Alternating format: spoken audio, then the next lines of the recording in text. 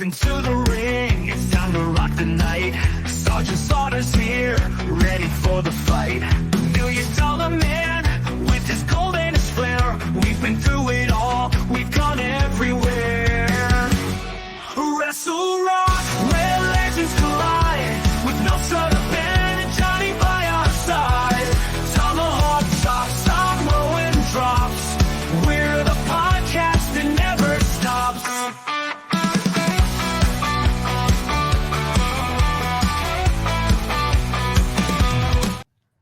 Hey, what's up, everyone? Welcome to Wrestle Rock Podcast Season 6. I'm your host, Nostradaben, and I host this episode with my partner, Johnny D. Hey, how's you going today, my friend? Oh, fine, and you? Yes, we're going super great. And just before announcing our guest, we have, don't forget, everyone, on October 18, we have none other in collaboration with a live wrestling auction on October 18. Brian Clark, aka Adam Bomb, will be present at the Bullseye in Montreal. So don't forget the date, because me and Benoit will be Always the Q&A. Yes, we will be present for the Q&A. That will be great. So enjoy the video just before, and don't forget, tickets are available on Eventbrite, ladies and gentlemen.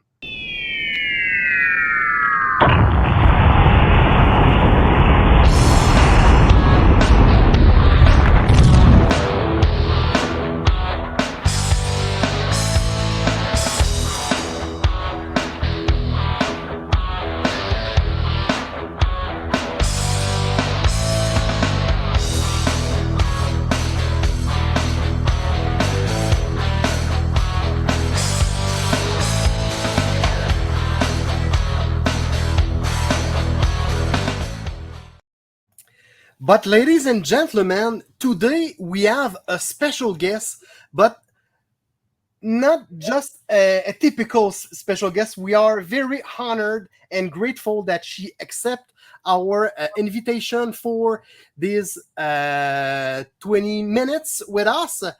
I'm talking about she is two-time WWE Women's Champion, but also a 5-time Knockouts champion. I'm talking about Lisa Marie Varon, aka Victoria and Torrie and TNA. How's you going today, my friend? Oh my goodness, what a freaking intro! You're wow, whoever did that, oh my God, kudos to you. You worked so hard on that. And very professional. You're awesome. Honestly, I cannot. You have no idea how many podcasts I do, and that was a highlight. Honestly, thank you so much from our bottom of our heart. This is super appreciated when we talk with wrestling talent and we receive feedback like that. We work so hard, and thank you so much for that. Yes, it's people. I think people don't realize how difficult it is to do a podcast. Yeah, it's a lot of. It's not just the interview for 30 minutes or an hour. It's all day, every single day, editing, adding this, adding that, adding this. Indeed. Yes, absolutely. Yes. And many hours. Yes, of course. And for starting our podcast, go ahead with the first question, my friend. Okay, no problem. Okay. All right, Benoit. All right. Okay, Mrs. Varon, you studied the medicine. What kind of girl was Lisa Marie at school? What kind of what?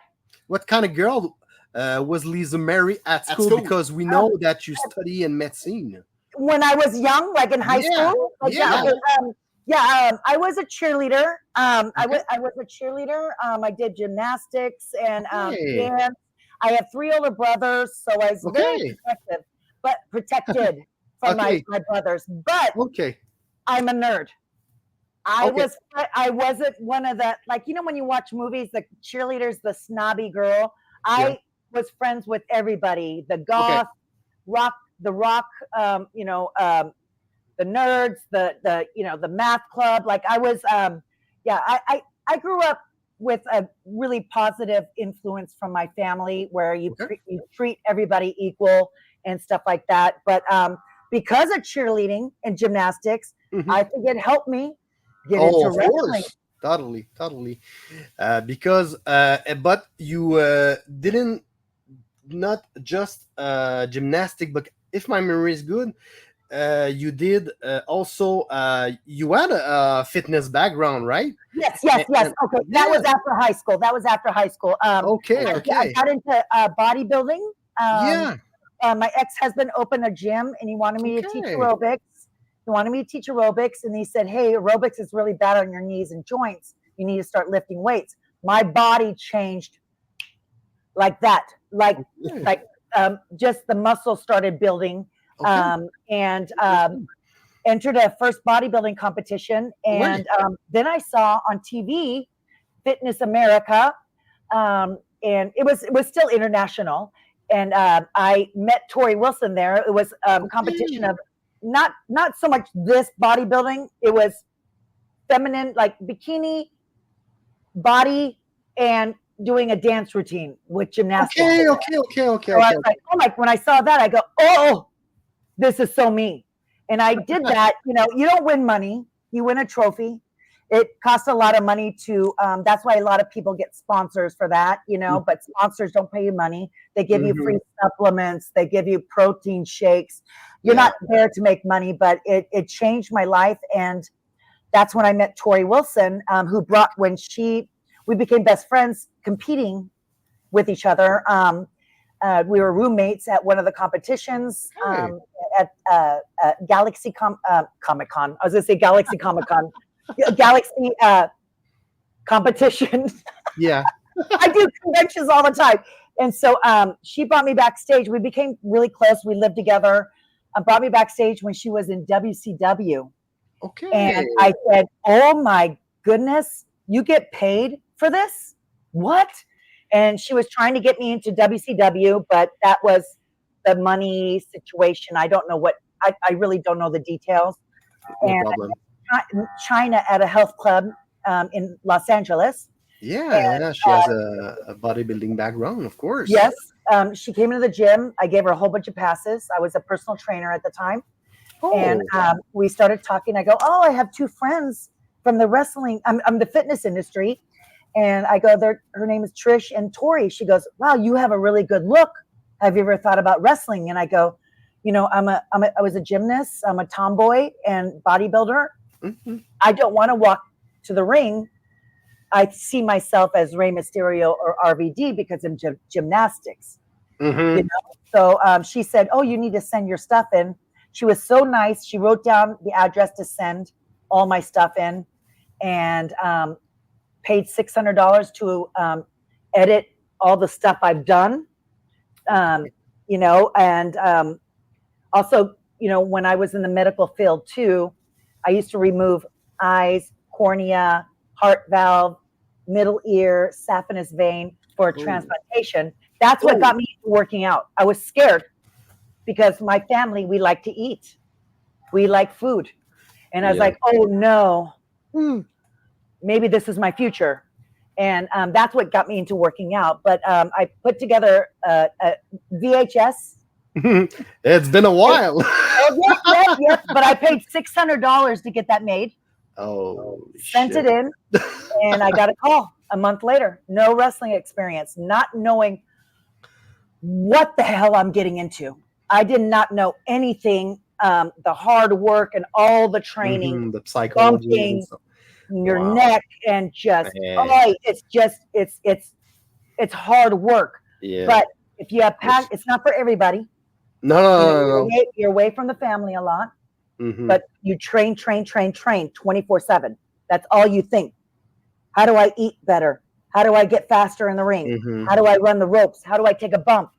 And I drove myself, and it was at UPW, which was WWF minor leagues, developmental. Developmental. Then I went to MCW with Jerry Lawler School, developmental. Okay. Then OVW developmental.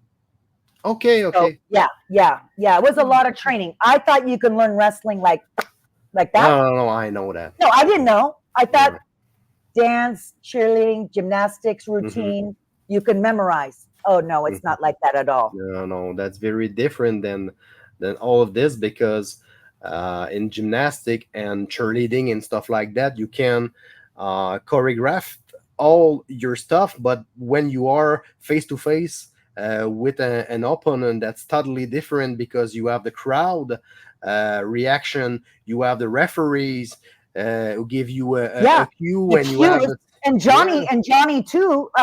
Like, okay, say on live events, house shows, non-televised.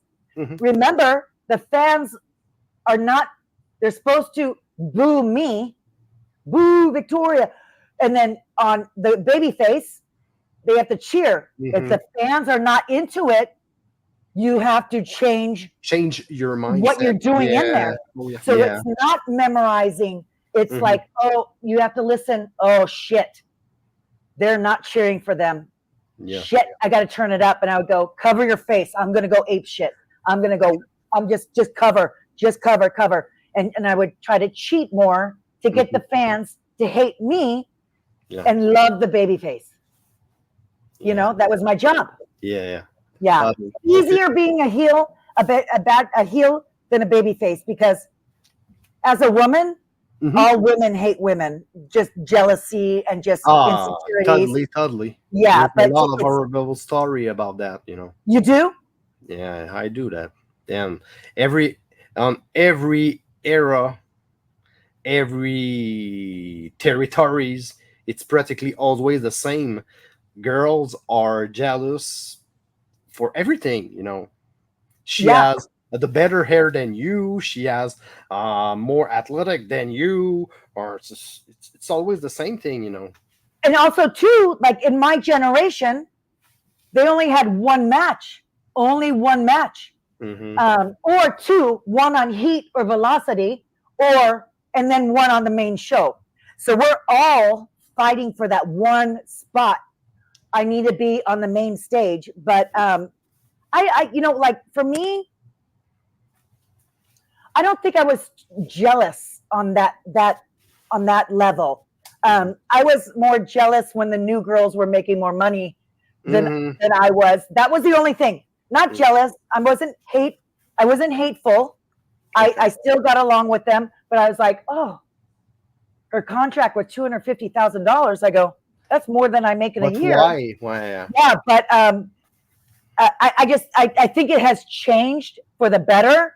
Where the girls that are wrestlers, not the beauty, like not the cover girl, but they get just as much as exposure as the girl that is like the Barbie doll, like that looks gorgeous, and people are going to buy tickets to see her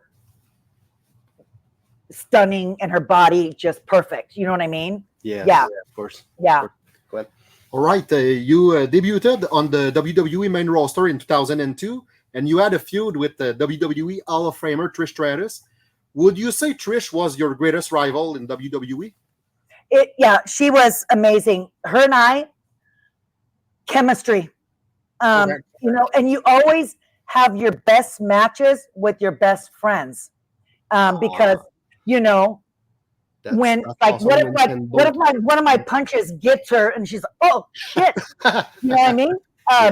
Sorry if I'm cussing. I don't know if there's cursing allowed, but sometimes it's for real. You say sorry late. You say sorry later, but you want to get better and you want the fans to stand up on your feet, and you'll do anything. You know, like, hey, throw me over the top rope, and you're like, well, you've never been over the top rope. Screw it. The fans are into it. You know, it's just you feed off what the crowd reaction is, and it's an incredible feeling. I remember her seeing me, you know, like the territories. You know, people would watch the tapes at Raw, SmackDown, Velocity. You know, same thing. But they were like, "Oh my God, look at this girl," and she was the one going, you know, "Hey, I want to feud with her," because she knew twice the size of her. She's going to get sympathy.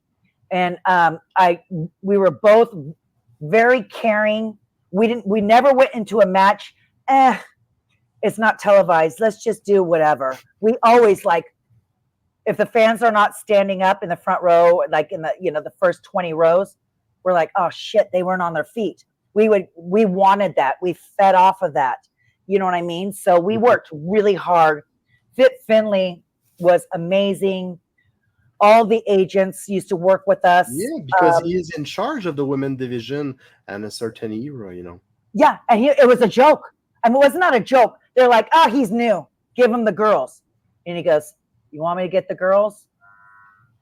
I'm going to turn them into freaking fighters. And he took us serious, didn't treat us different as men and women, just equal. And he is responsible for escalating our characters. He would read us. He would watch us wrestle and grapple before. Oh my God, she's this character. She's this character. Jazz is a strong bitch. We received her a couple of months ago, Yeah. You know what I mean? Yeah. Oh God, I love her. I learned how to lead a match because of Jazz. She taught me the longevity of my career, you guys. I think was easy to work with. I was very easy to work with, and I never got mad if someone messed up or forgot something, because don't forget, I was green too. And you want to work with someone easy to work with. And Jazz, for me, she would, like, if I messed up, I forget. You all right? You all right, baby? All right. Okay, I'm going to come back and I'm going to tell you what to do. All right. And I go, I felt comfortable. And she was a chameleon. I think that was my being in the business so long. People are like, I want to wrestle Victoria. I want to wrestle Victoria. I wasn't selfish. I was very giving, maybe too giving, but I hey, what moves do you want to get in? Okay. All right. Okay. Let's do it. All right. And I was never like, oh no, I'm a big girl. You're not able to suplex me. I mean, you have to, I'm a big girl. You have to get me down before you suplex me. But to make the story and psychology make sense, but I never turned down a move.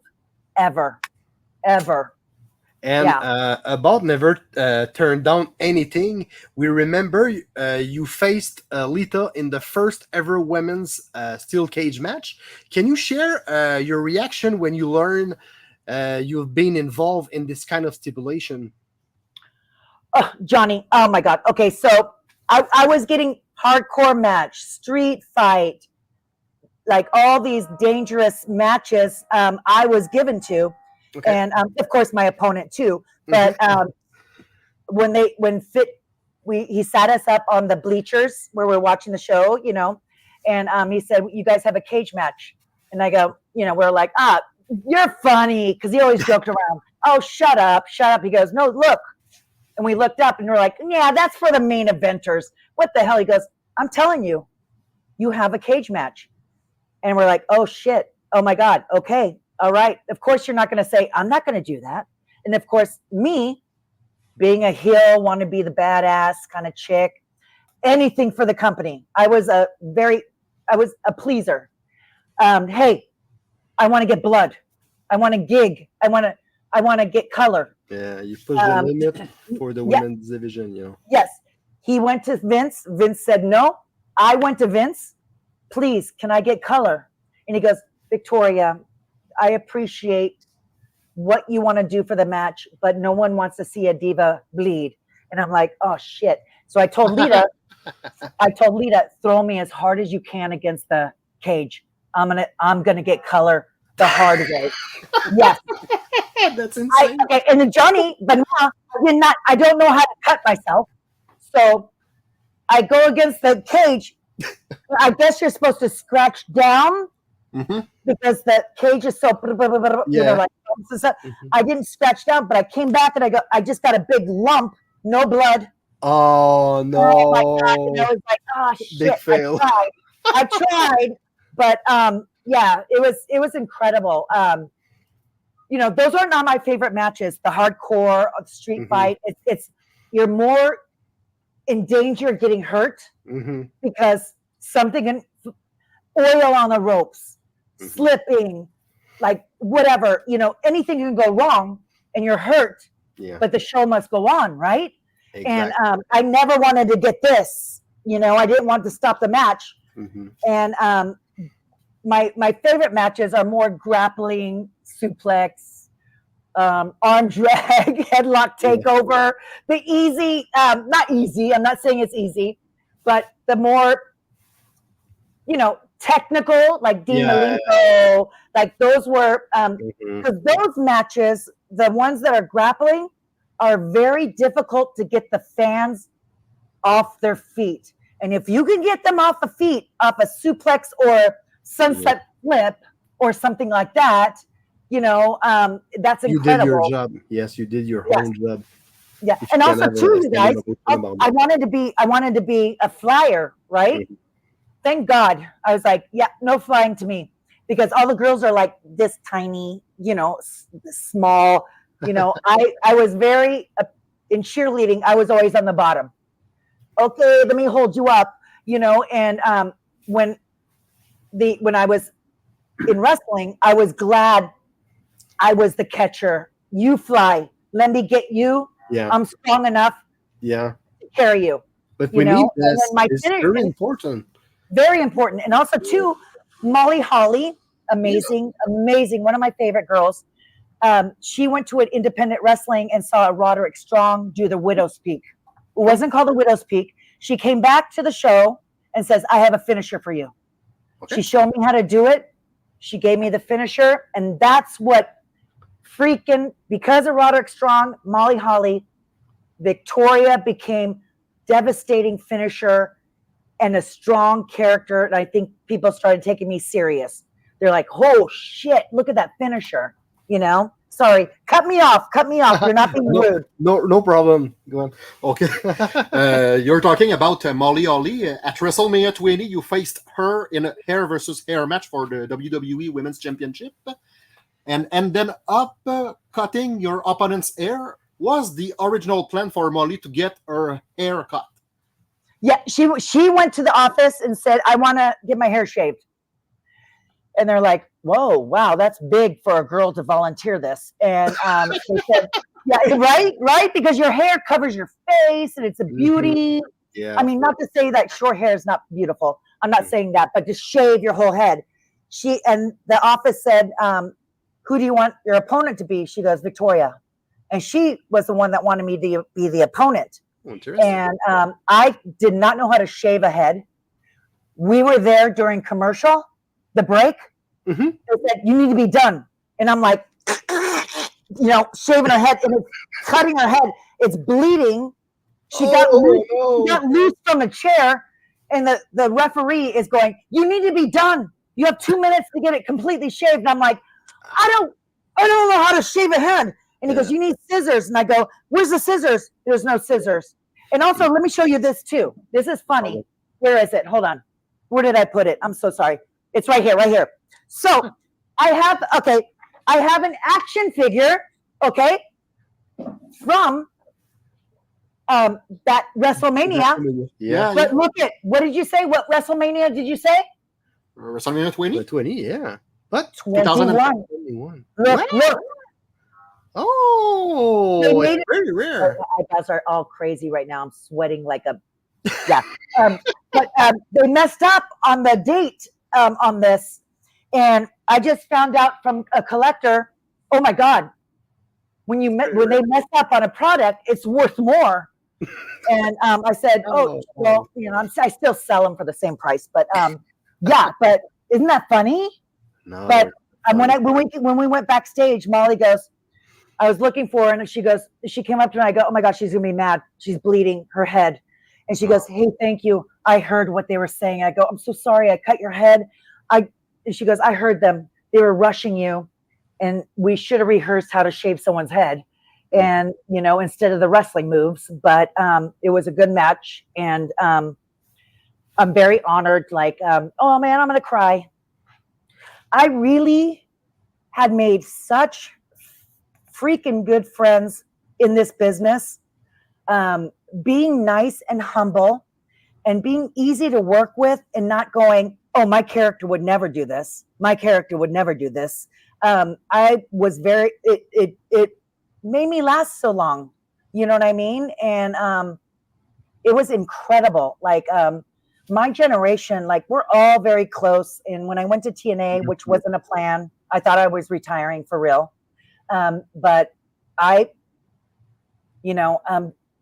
made, we're still all good friends. We spent more time with each other than anybody else. So it's just, I'm very lucky that I did make the connections I made. Do you know what I mean? Yeah, of course, because if you don't have a good connection when you're traveling 300 days a year, that's horrible, 4-hour drives, 5-hour drives. You have to pick your clique really well.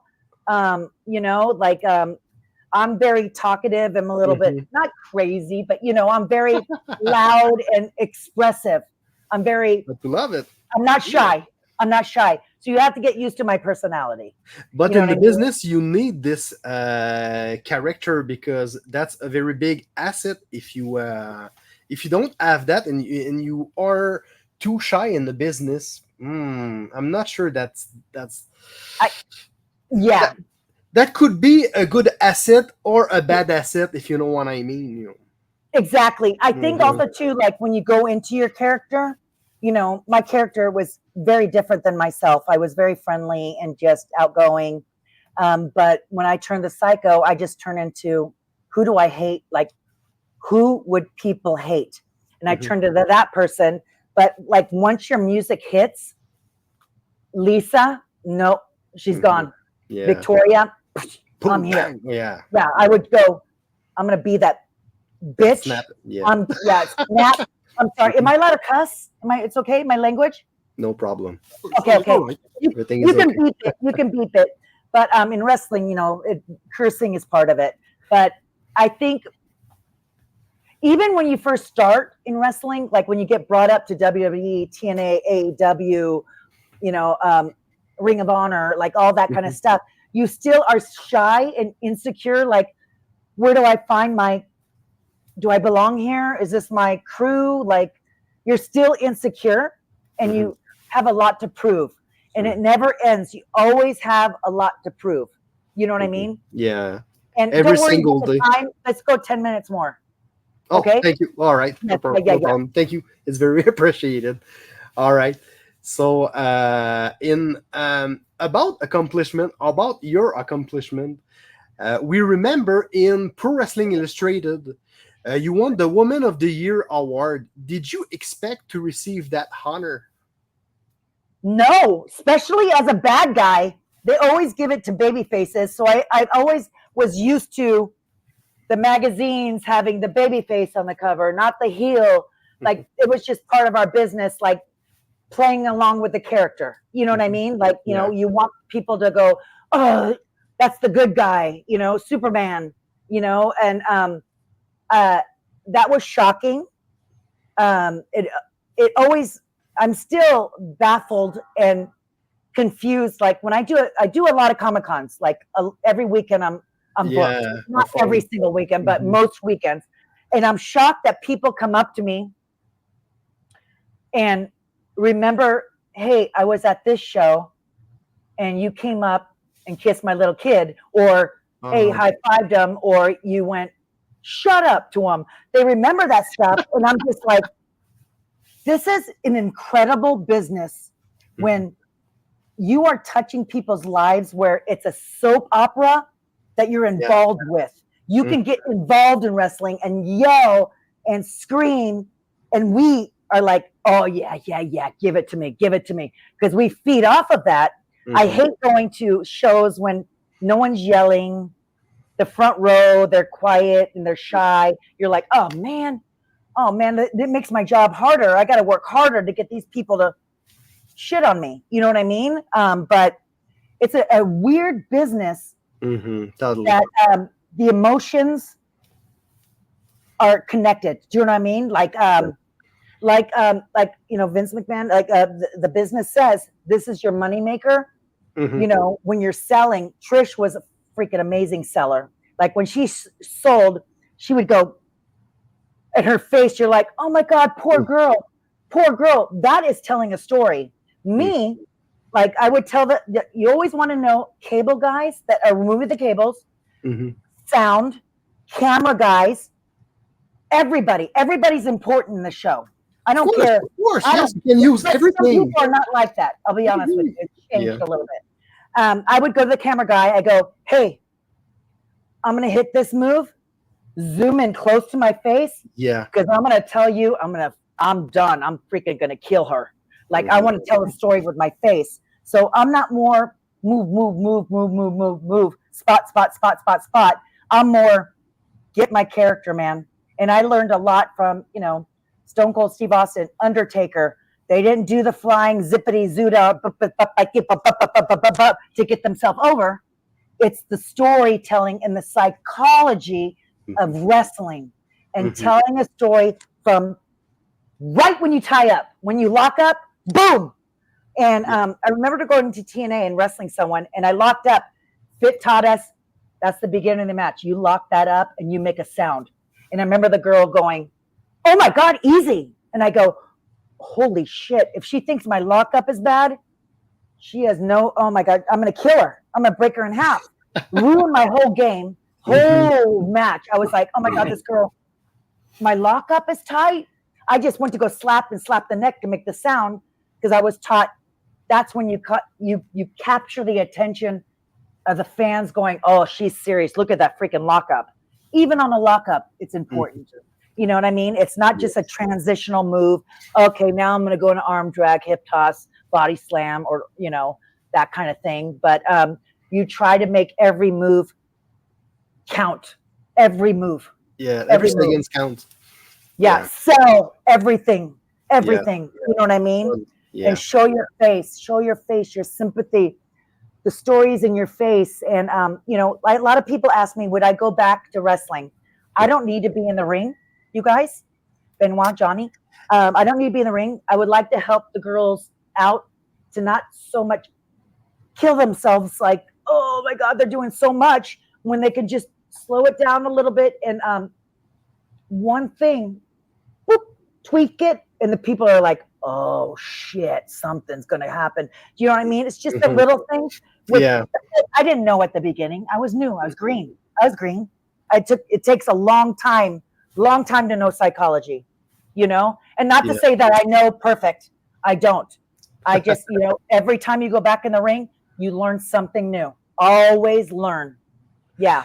Thank you for this fantastic testimonials because we will share this. No problem. We will share all of this to the young talent because where you were saying this very important for a young wrestler, if you know what I mean. So go ahead for the next question. Sorry. Everybody knows that in TNA you wrestled as Tara. Can you tell us about your feud with Mickie James? Oh wow, yeah. I think when all these WWE people were coming to TNA, I think that some of the TNA girls were like, what the hell are they? Why do they need to come to us? They already made it. You know what I mean? That kind of stuff. But we still wanted to work. And Mickie and I always had good chemistry. And she was a hard worker. We the reputation. She worked one of the best. One of the best, yes. And reputations. You know about people. Just hearsay. Your friends going, ooh, I didn't really like working with her. We all talk. We talk. And Mickie and I, screw it. Like we also had the same agreement with Trish and I. I remember we did a backstage, it was like trash cans and all that kind of stuff. And I said, hey, stick my head in the toilet. She goes, what? And I go, stick my head in the toilet. Well, I didn't actually. We just had water back there. But, behind that little stall, I go, but stick my head in the toilet. They're going to go, yeah. And I didn't care as long as we got a reaction for the baby face. Me, I'm like, I don't care if I look like an asshole. I'm a heel. You're not supposed to like me. And you have to boo me. I'm not looking for a cheer. I don't need a cheer. But her and I just had really good chemistry. We're very close friends. She's one of my sisters. Like, oh man, I'm gonna cry again. God damn you guys. I'm very lucky that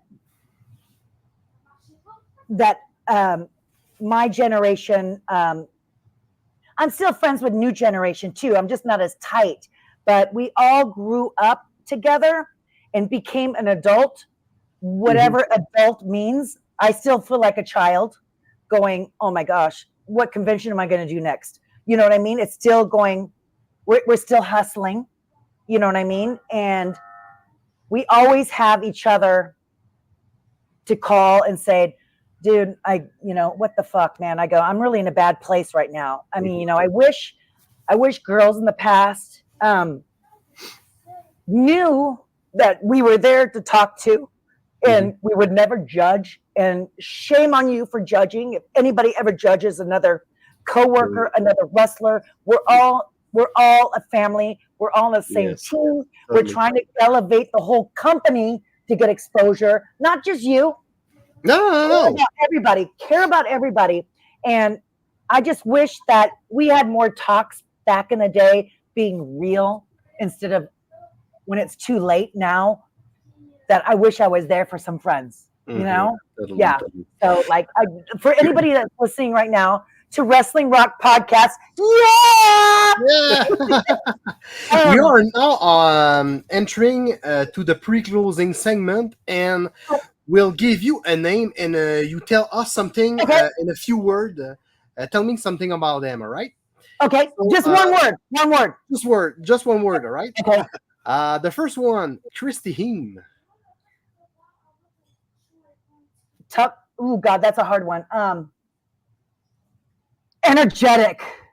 Oh, wait. Can I change that? Positive. Okay. The second one, Beth Phoenix. Tough as nails. That's not one word. Legendary. Wow. Yeah. Totally. Yeah. Mae Young. Oh. Emotional. I got to wrestle her on her 80th birthday. She wanted to have a match on her 80th birthday. They came up to me, Victoria, you have a match. I'm like, okay, who? Okay, great, awesome. I'm on the card. Okay, who? Mae Young. And I go, what? She wants to have a match on her 80th birthday, and I'm like, oh no, I'm gonna break her hip. And meanwhile, she was fucking stiff. Excuse my language. Knocked the shit out of me.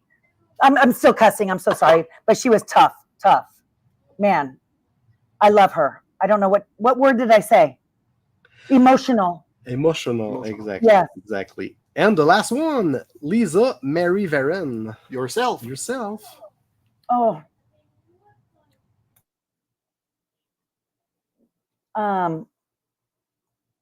Sensitive.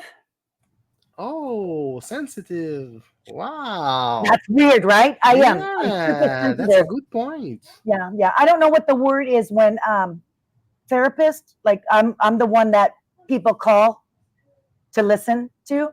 Yeah. I don't ever express, well, you should have done this. I just let them get it off. Okay. What do you need me to do? You know what I mean? I'm there for you. Yes. You know what I mean? Like, I'm hoping, I don't know what today's wrestling is. I just hope other people have, that little, even, I wish it was a big circle, but just a little circle we can, hey, I need a friend to talk to. Not just a coworker, not just a wrestler to go, I want to be number one, but someone to talk to. You know what I mean? But let me say this. WWE has therapists available now. It's come a long way. And, it's a blessing and just, it's a good thing. I'll be honest with you. I have nothing bad to say about any company, no one. I really had a great career, and I don't want to sound like I'm blowing smoke up anybody's butt, but I had great matches and great opponents and great experiences. Yeah, I'm divorced, being away from home so long, but I'm in a happy place. If what I've been through made me who I am today. My God, I should be Dr. Varon. Right, you guys? Yeah. And as usual, we are now on the closing segment. So, as usual, my partner, Benoit, aka Nostradaben, it's all about the French prophet. And he will try to predict the future of our guests. Oh, go ahead, my friend. First of all, thank you so much, Mrs. Varon, for your 40 minutes. Yeah. Call me Lisa. Call me Lisa. Okay, yes, Lisa. yes. Don't make me a widow speak, please. Not yet. You're not in my room, or else. No, hold on. It depends on my future. Oh yeah, of course. No, seriously, I predict to you, probably you're gonna write a book about your life.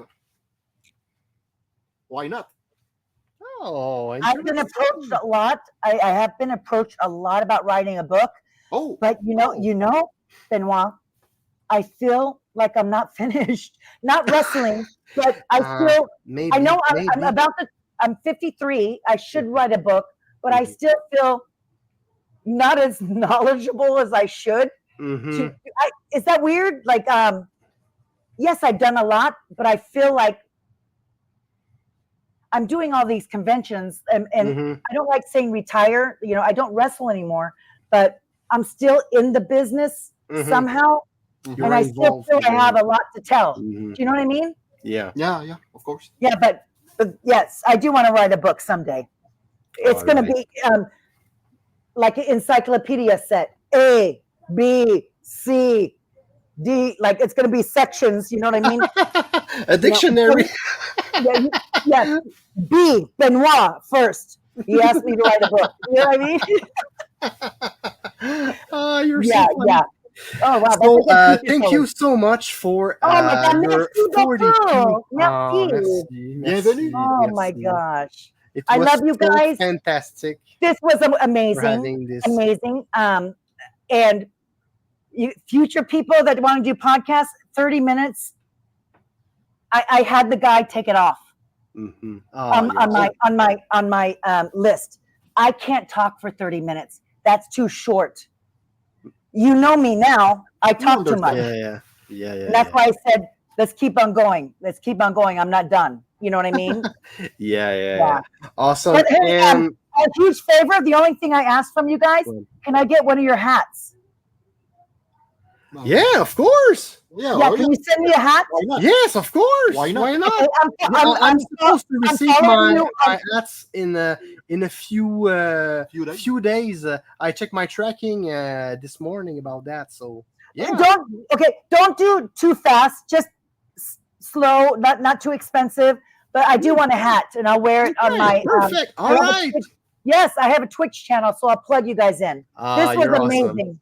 You guys are amazing. Thank you so much for your time. Lisa. Thank you so much. I wish you so much luck on your podcast. For people that are watching, it's a lot of hard work. And please click that subscribe, like the subscription, and share it to your friends. Because awesome. It's a lot of time and energy, not a lot of money. But when you have passion, we should be paid for our passion. So support Wrestle Rock Podcast. All right. Thank you so much. I love you guys.